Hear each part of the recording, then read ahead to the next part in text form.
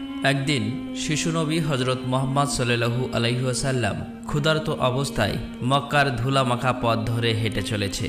কিছুটা দূরে ছিল আবু জাহেলের খেজুর বাগান। আবু জাহেল এক ইহুদি ব্যক্তিকে নিয়ে খেজুরগুলো একটি বস্তায় ভর্তি করছিল। শিশু নবী মুহাম্মদ সাল্লাল্লাহু আলাইহি ওয়াসাল্লাম তখন ক্ষুধার্ত ছিল, তাই ক্ষুধা নিবারণের জন্য দুটি খেজুরের আশায় আবু জাহেলের খেজুর বাগানের দিকে যেতে লাগলো। শিশু নবী মুহাম্মদ সাল্লাল্লাহু আলাইহি ওয়াসাল্লাম ধীরে ধীরে সেই খেজুর বাগানে হাজির হলেন এবং আবু জাহেলকে সালাম দিয়ে বিনয়ের সঙ্গে বললেন, চাচা যান, আমার খুব ক্ষুধা পেয়েছে, আমাকে দুটি খেজুর দিতে পারবেন? তখন আবু জাহেল তাচ্ছিল্য ভরা চোখে তাকিয়ে বলল, হে মুহাম্মদ, তোমাকে খেজুর দিতে পারি, কিন্তু একটি শর্ত আছে। ওই যে ব্যক্তিটি দাঁড়িয়ে আছে তার কাছে বস্তা আছে, ওইগুলো তুমি মাথায় করে নিয়ে আমার বাড়িতে দিয়ে আসো, তাহলে তুমি খেজুর পাবে। তখন শিশু নবী সাথে সাথে ওই ইহুদি ব্যক্তির কাছে চলে গেলেন। ইহুদি লোকটি তাকে অবাক হয়ে দেখে বললেন, হে বালক মুহাম্মদ, তুমি কি জন্য এসেছো? শিশু নবী মুহাম্মদ সাল্লাল্লাহু আলাইহি ওয়াসাল্লাম বললেন, আমি এই বস্তা মাথায় করে নিয়ে যাব। ইহুদি ব্যক্তিটি বললেন, এই ছোট্ট বয়সে তুমি কি এই বস্তায় নিয়ে যেতে পারবে?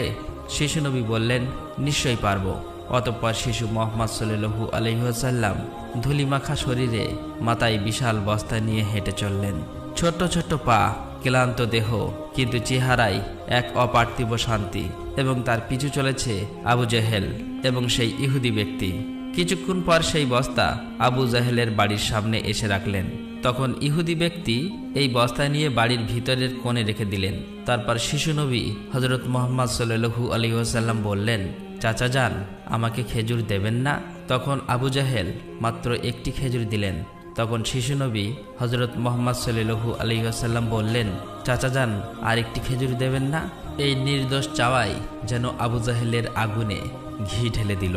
সে রেগে গিয়ে হঠাৎ করে একটি প্রচণ্ড থাপ্পড় মারল শিশু মুহাম্মদ সাল্লাল্লাহু আলাইহি ওয়াসাল্লামের গালে। সঙ্গে সঙ্গে সূর্য যেন হঠাৎ ডুবে গেল, আকাশ কেঁদে উঠল, বাতাস স্তব্ধ হয়ে গেল, পাহাড় পর্বত যেন অশ্রু ঝরালো। যে একটি নিষ্পাপ শিশুর উপর এমন অন্যায়! নিষ্ঠুর আবু জাহেল হাসতে হাসতে ঘরে প্রবেশ করল। ঠিক তখনই ঘটল এক অলৌকিক ঘটনা। খেজুর ভর্তি বস্তার মুখ খুলতেই আবু জাহেল হতবাক হয়ে গেলেন। আবু জাহেল দেখল বস্তার সমস্ত খেজুরগুলো ছোট ছোট পাথর হয়ে গেছে। চোখের সামনে এমন অলৌকিক ঘটনা দেখার পর সেই ইহুদি বিস্ময়ে হতবাক হয়ে গেল। এই দৃশ্য দেখে সেই ইহুদি ব্যক্তি থমকে দাঁড়ালেন।